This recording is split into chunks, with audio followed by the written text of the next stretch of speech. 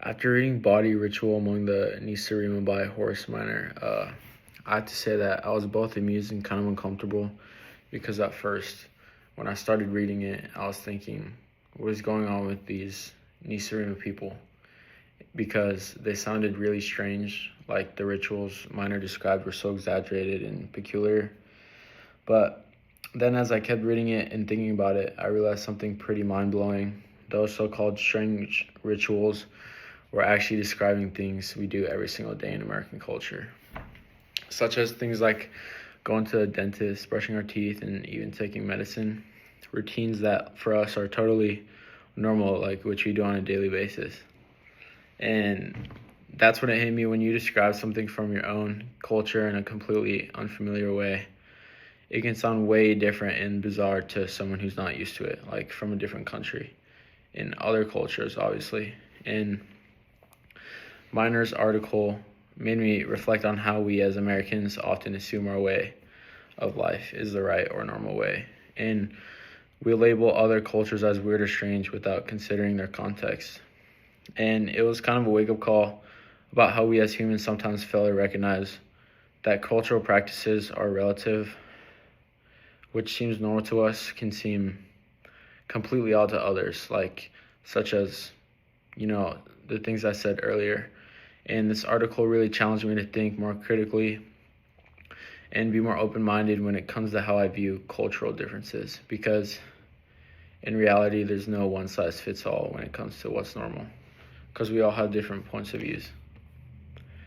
And now let's talk about something else in American culture that might seem a bit weird or uncomfortable to someone from another country, like small talk, for example. Small talk is such a huge part of daily life in the US. You can be walking down the street, standing in line at a grocery store, waiting for an elevator. And it's totally normal to make small talk with strangers, talk about the weather, ask how their day's going, talk about the latest sports game, like football. And even if you have no idea who the other person is, on the surface, this seems pretty harmless, right? But if you think about it from an outsider's perspective, that behavior might seem unnecessary or insecure. In fact, people from other cultures, particularly those that place a higher value on direct communication or deeper relationships, might find our obsession with small talk a little strange. They might wonder, why do we talk about the weather so much? Why not just get to the point? And honestly, there's some truth to that. But in the US, small talk is actually considered a form of social lubrication. And it's a way to break the ice. Like in an elevator, you ask how the day's going, and it's normal for us, but in other cultures, it's not. But it also makes us avoid awkward silence, like in an elevator. Like you don't want to sit in an elevator and be awkward, because that's just not what we do here. And it's tied to American values like friendliness and approachability. Think of it as a way to make a big, sometimes impersonal society feel a little warmer and more connected. And even if we're just passing each other for a few seconds. But still, to someone from a culture where communication is more direct or personal, it could seem like we're avoiding real conversation in favor of these shallow exchanges. And then I'm going to be explaining how communication pattern has changed throughout history.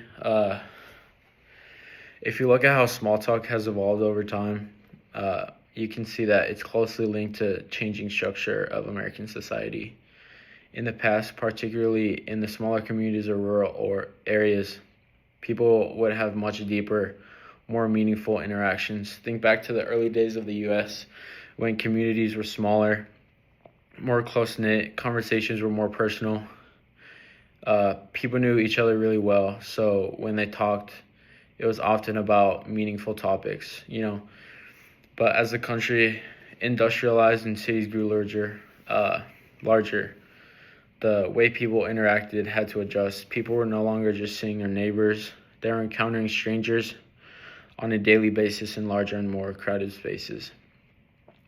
So small talk has become a tool to bridge the gap between these unfamiliar individuals, such as saying hi to someone while you're walking past them or the elevator situation. And then as technology advanced in the 20th century, small talk shifted even more with the rise of mass media TV, and telephone conversations.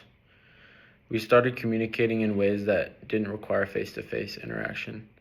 This allowed small talk to adapt to more impersonal communication styles.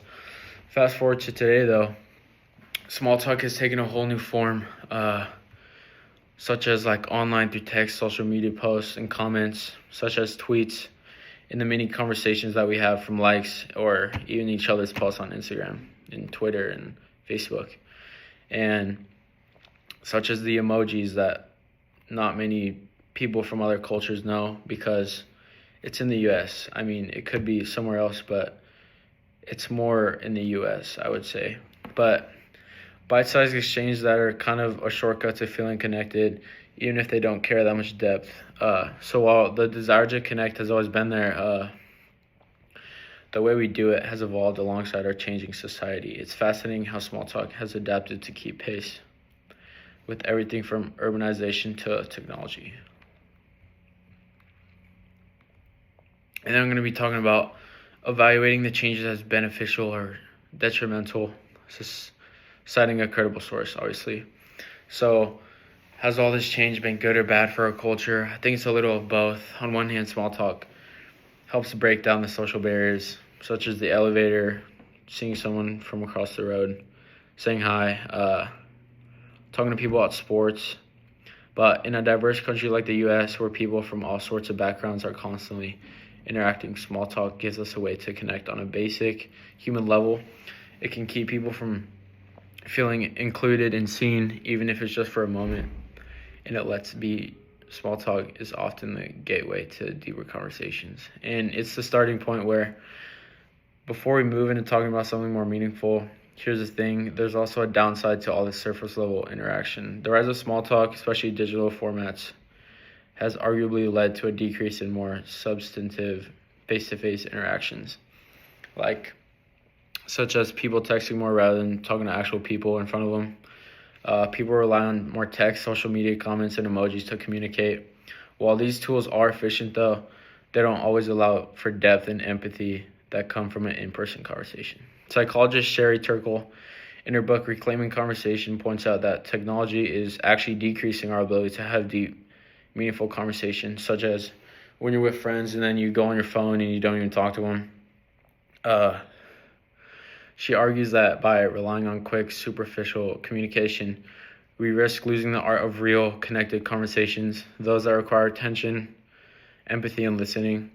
And honestly, I think she's got a point. While small talk can bring people together in short term, we forget the importance of slowing down and really engaging with each other on a deeper level. And in conclusion, small talk will always be a part of American culture, but it's also the evolution that we need to think carefully about. While it helps us connect quickly and navigate a fast-paced society, we also need to ensure that we're not losing the ability to have genuine, meaningful interactions in a world that's becoming more digital.